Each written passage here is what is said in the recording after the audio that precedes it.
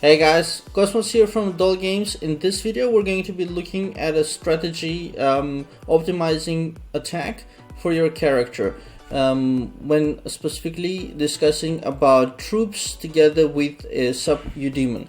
So I mentioned in the previous video that I don't run with a Sub-Eudaemon, and I said that I'll explain it in another video, which is this one. So to do that, we're going to go into some numbers. So first of all, we're gonna delete the buff so that it doesn't come into play. By the way, if you didn't know, you can just double click on the buff and cancel it. So there you go. Alright, so we're gonna write down this number. We'll have physical attack now 941.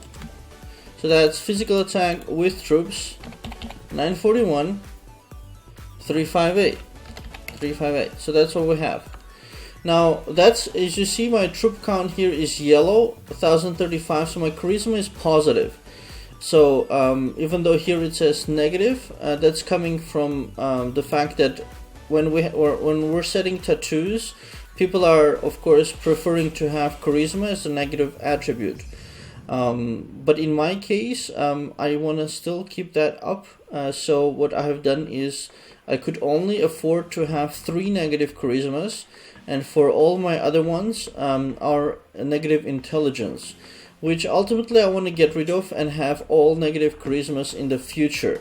But that comes from where you are on your tattoo attributes, and there is a point up to which you still want to continue with troops, and only after that point, only after you reach that level of tattoos, then you're able to discard the troops completely. But I'm not there yet. It's actually quite a lot that you have to raise them before it becomes more efficient to get rid of troops. And yeah, so what we're gonna do now is we're gonna switch off troops simply by here. We're gonna take them out, and that should directly reduce my BR to physical attack without troops 935 502. Right, so you can see that here 935 502. So already we can see that from the troops I'm getting almost 6,000 physical attack. Now if I have the troops on, which I normally do, and I have to recruit them periodically because they die all the time, but they're super cheap. Like with the gold economy in the current state of Wartune, it's not a problem buying troops. Anyway, so now if I put say I have just level 1, I haven't used my my stones yet for activation, so let's see if I can show you. I have 149 stones, so I'm just gathering them. So I just activated one to check it out, also for the purpose of this video. So now this Eudaemon is activated. We can go and look at my physical attack again. 935. That's this one. That's the 935 502. So I get the Sub-Eudaemon, who is weak by default, because they only on level 1 they only get 45% inheritance.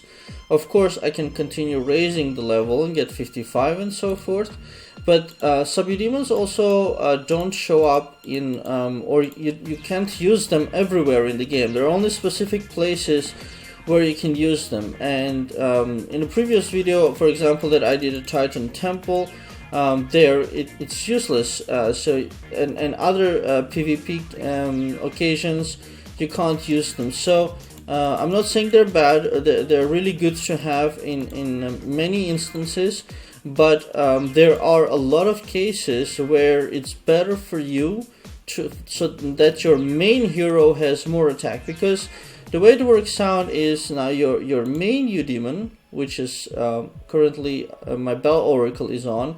Now the Bell Oracle also inherits attack from your main hero. So in this case, for example, it's a level 11 Bell Oracle. Does it say somewhere? Yeah, here. Right here it says level 11. Over here. And if you click on the upgrade button, it'll tell you that it'll inherit 85%, for example, of your attack, of your main hero's attack. So now if your main hero's attack drops, not only his damage drops, but also your Sub-Eudaemon's, also your Eudaemon's damage drops, and also your Sub-Eudaemon's damage drops. So that's what happens when you activate the Sub-Eudaemon. Now if I go to our dear hunter and rest him out, so to blank this out completely, and then you gotta go back to the troops and switch them on. All of a sudden my attack goes up. 941.35 is this one. So it's a 6,000 attack points difference. And anything else that you use on top of that, such as a physical attack,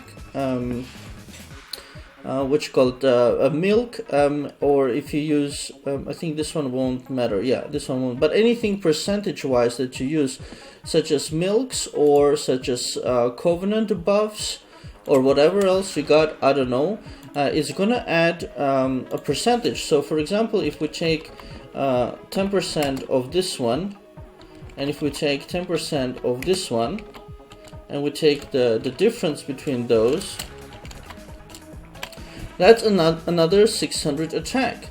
So now if I add this one and this one, so then with just one milk, it becomes a attack difference of 6,500. Now if I also use Spirit Covenant, that's 20%, that's already 7,000. So that's how much attack I would lose if I would activate a Sub-Eudaemon. So consider that in your decisions. Now in this case, in my example, I have a hunter here activated, but there are cases where even though your attack drops, your damage increases, and those cases are if I put my Battle Oracle as Sub-Eudaemon and have him cast Damnation. Then he will cast a 40% damage increase. So even if my attack would drop by 7,000 points, I would still do more damage because my Sub-Eudaemon would cast Damnation. But that comes at an assumption that the Sub-Eudaemon would be alive to cast the Damnation. And you saw maybe from previous video on the Titan Temple how fast the enemies kill the main normal Eudaemon. So Sub-Eudaemon is a lot weaker than the regular Eudaemon, so the chance of him staying alive to cast a buff or a debuff is even lower. So you gotta take all those things into account, and yeah, and what I do is I take the guaranteed case so that I don't have to stress too much. And the guaranteed case right now is me having maximum attack. So another thing that affects this, now if I would switch to Electrosylph, that's another 5%. So now all of a sudden we're at 977. So if we put that 977 to 87, so let's say you're attacking World Boss, so that's 977. And then if I switch on the Sub-Eudaemon, it's gonna drop to 971, and both here 971 to 8. So the everything else applies, but the effect gets bigger. Now it's 7,300. So all the percentages, they all of course come on top of whatever number you have. Now for newer players, it's not just having troops that gives you attack, it's the Enlightenment, which is on top of the troops, which is over here. I currently have a level 10 physical attack transformation on my whatchamacallit, demonic angels, and that's where it's coming from. It's increasing player attack by 20% off, but it's not by the hero's attack increasing by 20%, it's 20% of the attack of the troops is given to your hero. Now the attack of the troops in this case is a magical attack, but it doesn't really matter. It's 22,000 whatever.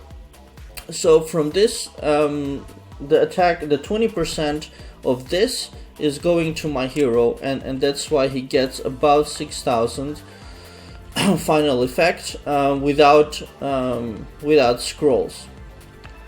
So there you have it. I hope I explained it. So also look at your hero in situations where you can have your Sub-Eudaemon stay alive. World Boss is actually one of those situations where he will definitely stay alive. In those cases, you can have two buffers. Two buffers could be, let's go to skills. You can, the easiest one is of course Bell Oracle, the easiest one. So you can have 2 times Bell Oracle, casting 2 times Damnation. So, and then your main hero would be the one dishing out damage. If you are using Blood Demon, then of course you're looking for Blood Sacrifice, but that has to be increased to a certain level to compete with Damnation.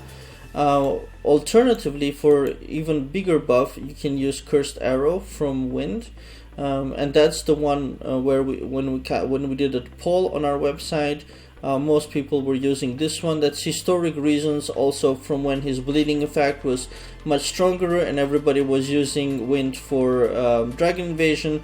So over months and maybe years, I'm not sure, people have been using Wind. But the Wind Cursed Arrow is lasting for 2 turns. 2 turns means your casting turn and 1 turn. So you actually get 1 attack with this buff most of the time. Sometimes you can get 2 attacks, while the other ones are lasting. Damnation is for 3 turns. That's important to mention, and so forth. So you can look at whatever Eudaemons you have. I don't know which one you have invested in. And for World Boss situation, for example, you can afford to reduce your attack and switch over to 2 buffers. But other situations where you cannot guarantee the Sub-Eudaemon to live, then of course switch him off and have the Troop Enlightenment attack increase instead. And you can access it via barracks, but also via skills, troops tab. Switch them on like this and upgrade it if you don't have it upgraded. Let's put back the sylph so that I don't forget it. Now, was there something else that I wanted to mention about it? You probably want to know at which point you have to stop worrying about it. The point is, basically, I don't have the exact number right now, but it's at the point where you have upgraded your tattoos to such a level that it becomes irrelevant. Because when you're starting having millions of attack, then of course maybe you won't be disturbed by 6,000 or so.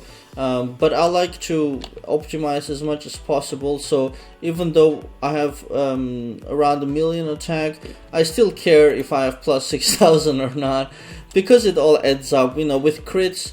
Like, I'll give you an example here. Knights have this Valorous passive. There's a 20% chance to increase damage dealt by 170%. Now 170% is a lot, so if you increase this by 170%, now it all of a sudden becomes 10,000. If you're buffed up, then it becomes 12,500 additional. So all the little things add up, and if you want to do this kind of optimizations, you can go ahead and do it, and hopefully this video helped you. If it did, please do click on like and subscribe and share with your friends. And visit our website, wartune.dullgames.com, and all the links are in the description below the video. So that's it, you guys. Thanks for watching and have a very nice day.